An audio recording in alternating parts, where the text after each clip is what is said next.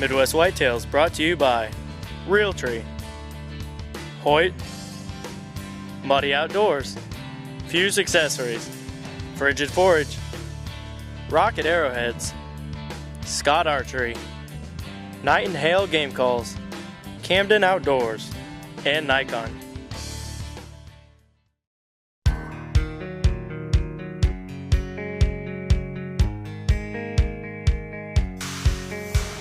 Welcome to Midwest Whitetail. Today is April 11th and it is opening day of turkey season here in Iowa. I'm pretty excited to be back in the blind. I no more than got in the blind. I look up on the ridge and there's a tom, and he's kind of coming this way. But then all of a sudden he turned and ran, and there was two jakes that were behind him, and maybe he's been getting his butt kicked by these jakes or something, I don't know. So I don't really have much for hopes of getting that tom to come into the decoy here. So there's a bird right there. So when I saw this bird feeding along, he wasn't in position to see the decoy. So I grabbed the Night and Hail tirade box call, did a short calling sequence. About a minute later, these two toms popped up over the ridge in full strut, and they're heading my way.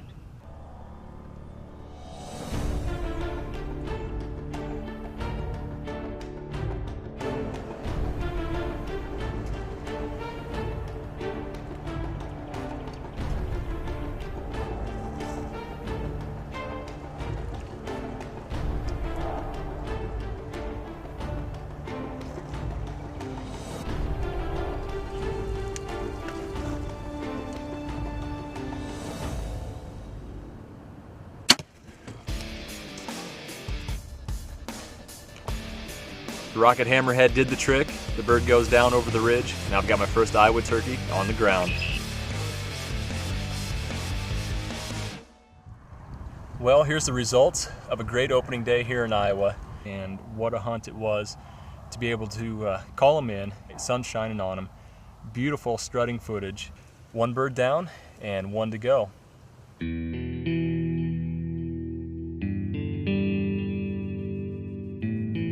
Well, 2 days later, I was hunting on Bill's farm in a spot where I'd seen turkey strutting the previous morning, had Drew Yarkowski filming me, and I had a feeling that it was going to be a really good hunt. Alright, we're in the spot where I saw the bird strutting yesterday. Hopefully they'll do the same thing they did yesterday morning. If they do, we'll be in for some good action.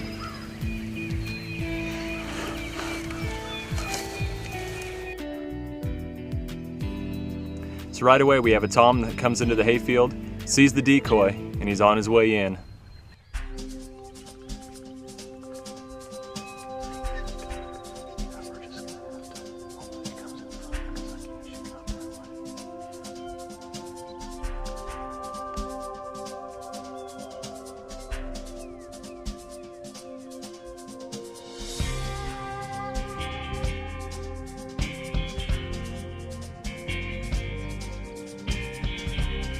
So now he's at 25 yards. Doesn't seem like he's really going to get any closer. There's some turkeys off in the distance that are starting to get nervous, so it's time to take the shot. He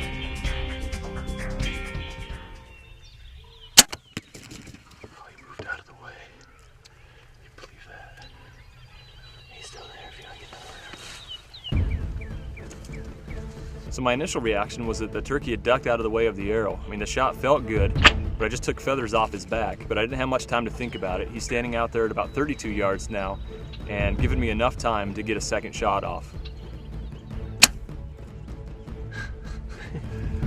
Okay, so that shot wasn't even close. I'm not sure if the arrow hit the lip of the blind or what happened.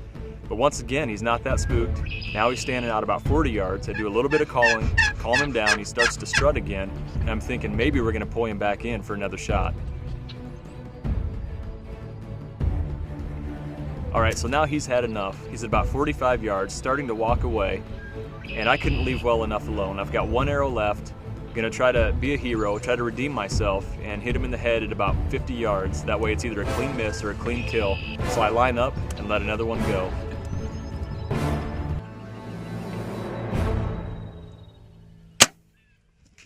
Just missed his head. Well, at least I was close. humbling experience. He came strutting up on this ridge, all the way into, I suppose, about 20. I thought he was 25, and the first shot was a little bit high. And I think he moved right when I shot too. We'll have to go back and look at it. But just took feathers off his back. And then I got a couple other chances and missed. So I'm out of arrows. That's unfortunate too. That was beautiful footage. But it's been a long time since I've missed a turkey. So I guess I was due, but... So if missing 3 times wasn't bad enough, Drew and I are just kind of sitting there laughing it off. I mean, what else are you going to do? I'm out of arrows. I figure the morning's over. All of a sudden, I look out the blind, and we've got 3 toms heading right into the decoy. This is unbelievable. I just ran out of arrows, shooting at that first tom, and there's 4 toms coming right behind us, probably going to come right into the decoy. I can't believe it. Are you kidding me? Why did I shoot that last arrow?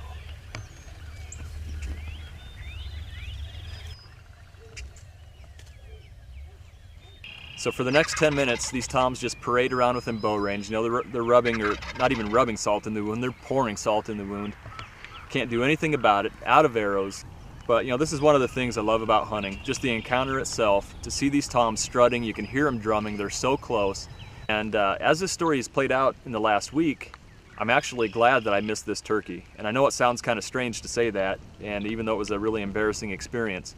But if you come back and watch next week's show, you'll find out why that I'm glad I missed this turkey. Okay, so lesson learned on this hunt. You can bet that I've got a quiver full of arrows now, and I'm just looking forward to getting back out there and getting some redemption on these turkeys.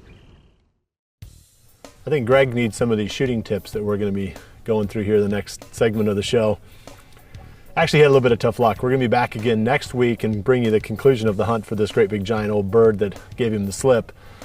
In this segment, I want to talk about a little follow-up to what we did last week. Last week it was the back tension release.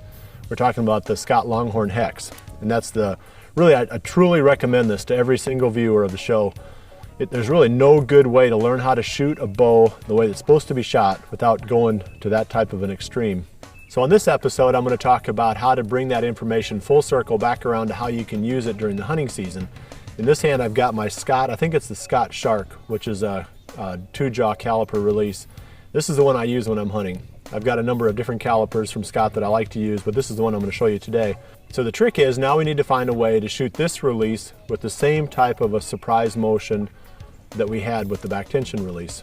So the trick now on this one, there's 2 things you need to do. The first one is you need to shorten up the stem of the release so that it contacts your finger deeper than maybe what you're typically used to. A lot of people like to go to the tip of their finger on the trigger with their release aid.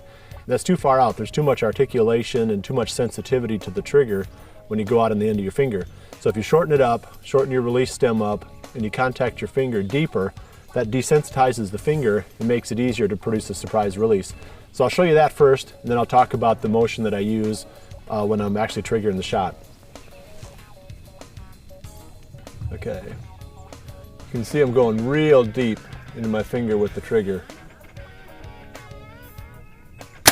So that's step number 1. Step number 2 is to come up with some type of a motion that allows you to apply increasing pressure to that trigger without realizing when it's going to go off. Some people like to pull back by maybe bringing their elbow behind them. I've tried that and it doesn't work for me as well. The best thing for me to do is to get locked in against the back of the wall and then just pull slowly with my index finger. It's just a slow squeeze. I don't try to time anything. I make the same slow squeeze every time. Just come back, hit it, pull, pull, pull. And everybody's going to have their own way of executing the actual shot itself. But the trick is, we want to make sure that we're getting that surprise release. We want to get that same sense of surprise that you had when you were using the back tension release. Once you get the sensation, once you've broken the bad habits of trying to anticipate the shot, it's a lot easier to make a surprise release with your hunting release than it was before. So we'll come back again. Each week we'll probably touch on a little bit of more shooting tips. Had a couple questions on the website about how do you do this using a handheld release. So maybe we'll come back and touch on that next week. We'll just kind of keep this whole series going right throughout the whole off season, really focus on how to improve our archery skills. In this next segment, we're going to join the Carolina boys for some Southern style turkey hunting. Hey, welcome. It's March 28th down here in mosquito swatting country, down here in the south, lower South Carolina. Jeff and I started off this morning. It was pouring rain. Thought it was just going to be a no-go, but ended up Jeff got this bird right off the rip this morning. Looks like a good mature bird, probably 3-year-old, almost an inch spurs, 9-inch beard or so. And did he have a mouth on him? He had a mouth on him. He hit the call out here at this field first time. We're 30 yards from the golf cart. We got one in the truck. We're gonna tag one and go play for the rest of these couple days here. After getting breakfast, hit the woods again. We dropped the golf cart, struck a bird right off the rip.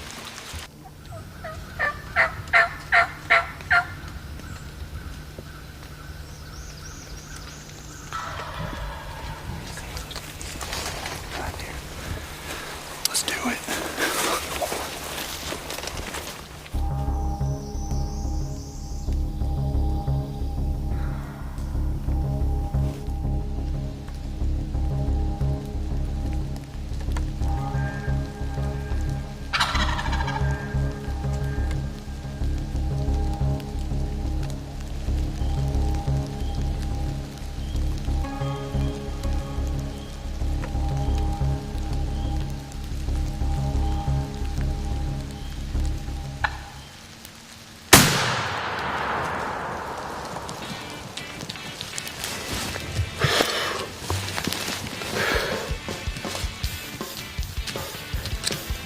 There ain't nothing.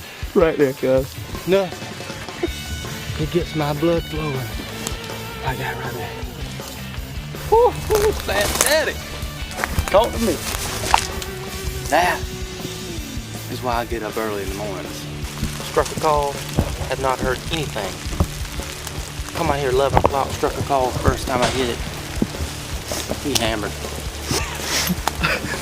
Good stuff, Bubba.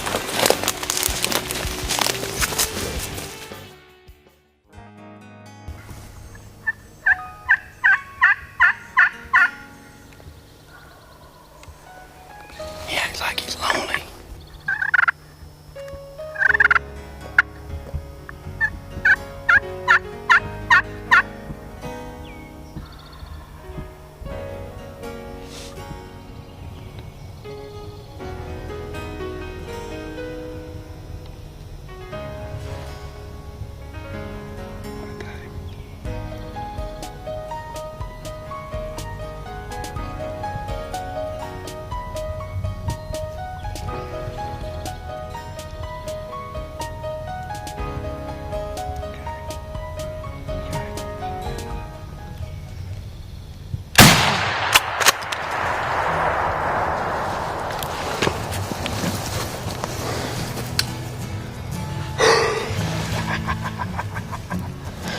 What gracious day.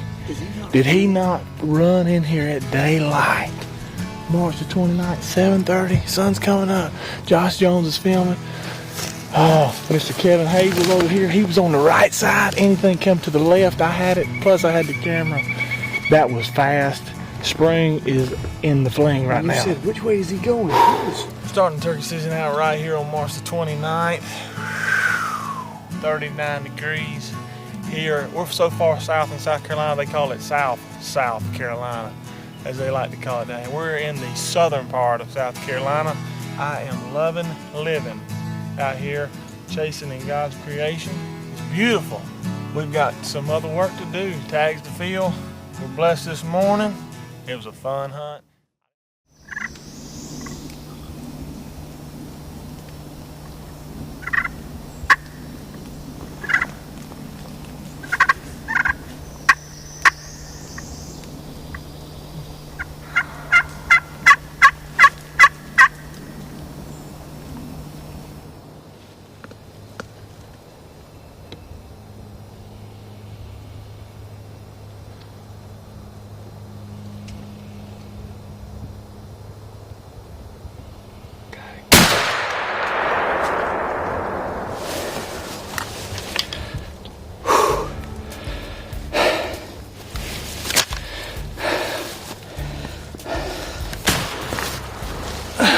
ahead and let y'all know something.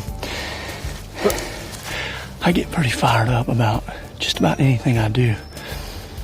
But spring turkey hunting is number one. 9:20 in the morning. Low country gobbler down. We out here swatting mosquitoes and swatting gobblers. I hope you enjoyed today's show. We had a lot of turkey action and a little bit of shooting tips there for you. Next episode is going to be all turkeys. I'm going to tell you right now, we've got so much turkey footage coming in that I'm not going to try to squeeze a shooting tip in there. But we'll keep feeding you those as we go along throughout the off season.